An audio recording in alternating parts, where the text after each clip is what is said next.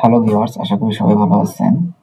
আজকে আমি আপনাদেরকে দেখাবো কম্পিউটারে ইন্টারনেট একটু পরপর ছেড়ে দেয় আবার পায়, এই সমস্যার সমাধান কিভাবে করতে হবে। এখানে দেখতে পাচ্ছেন how to solution occasionally disconnected computer network connection.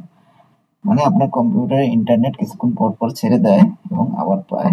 এটা সমাধান করার জন্য আপনাদেরকে সর্বপ্রথম যে জিনিসটা করতে হবে সেটা হলো আপনার কম্পিউটারের ফায়ারওয়াল কানেকশনটা চেক দিতে হবে। আপনার কম্পিউটারের ফায়ারওয়াল কানেকশন যদি অন হয়ে থাকে সেক্ষেত্রে আপনার কম্পিউটারের ফায়ারওয়াল কানেকশনটাকে বন্ধ করতে হবে। এখানে সলিউশনে আমি স্টেপ 1 এ দেখিয়েছি check firewall enable or disable, মানে আপনার কম্পিউটারের ফায়ারওয়ালটা এনেবল আছে না ডিসেবল আছে এটা চেক করার জন্য সর্বপ্রথম আপনি যাবেন আপনার কন্ট্রোল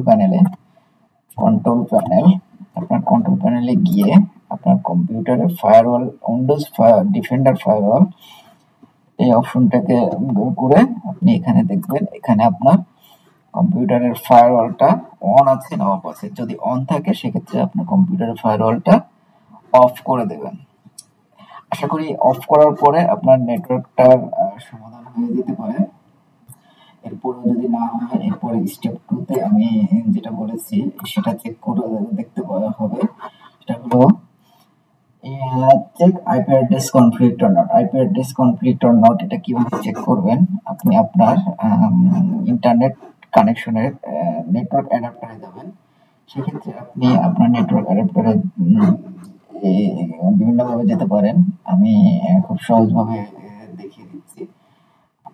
এই নেটওয়ার্ক আইকন থেকে অথবা আপনি দেখবেন ডান পাশের নিচে যে ইন্টারনেটের আইকন আছে, আইকনের এক বাটন ক্লিক করে open network and internet connection, open network and internet setting, এখানে গিয়ে আপনি ইথারনেটে যাবেন। ইথারনেটে যাওয়ার পরে চেক অ্যাডাপ্টার অপশনে গিয়ে আপনি আপনার ইন্টারনেটের যে কানেকশন আছে ও যদি ওয়াইফাই থাকে সেক্ষেত্রে তো ওয়াইফাই সেক্ষেত্রে তো আপনার সমস্যা যারা ওয়াইফাইতে কানেক্ট থাকবে সবারই হবে। সেক্ষেত্রে তো আপনি বুঝতেই পারবেন যে আপনার ইন্টারনেটের সমস্যা ওয়াইফাইয়ের কারণে হলে আপনি সেটা বুঝতে পারবেন না। যদি আপনার ইন্টারনেটের নেটওয়ার্ক কেবল দিয়ে কানেক্ট করা থাকে, ইন্টারনেটের নেটওয়ার্ক কেবলটা যে পোর্টে লাগানো হয়েছে সেই অ্যাডাপ্টার অপশনে গিয়ে আপনি এখানে আপনার আইপিটি চেঞ্জ করবেন। আইপিটি চেঞ্জ করার জন্য আপনি এখানে গিয়ে প্রপার্টিস করে এখানে প্রপার্টিসে গিয়ে ডাবল ক্লিক করে প্রপার্টিসে গিয়ে এখানে আপনি দেখবেন যে ইন্টারনেট প্রোটোকল ভার্সন 4 এখানে গিয়ে ডাবল ক্লিক করলে আপনি একটি ইন্টারফেস পাবেন। সেই ইন্টারফেসে গিয়ে আপনি এখানে যদি স্ট্যাটিক আইপি বসানো থাকে সেটাকে আপনি ডিএইচসিপি করে দিবেন। ডিএইচসিপি করে দিলে যদি আপনার ডিএইচসিপি এনেবল না থাকে এখানে আপনি একটি অন্য আইপি বসিয়ে দিবেন যে আইপিটি আপনার নেটওয়ার্কে ফ্রি আছে। আপনার অন্য আইপি বসানোর পরে আপনি কন্টিনিউয়াসলি পিং চালাবেন। কন্টিনিউয়াস পিং কিভাবে চালাতে হয় সেটা দেখে দিচ্ছি। কন্টিনিউয়াস পিং চালাবেন এখানে পিআইএনজি পিং।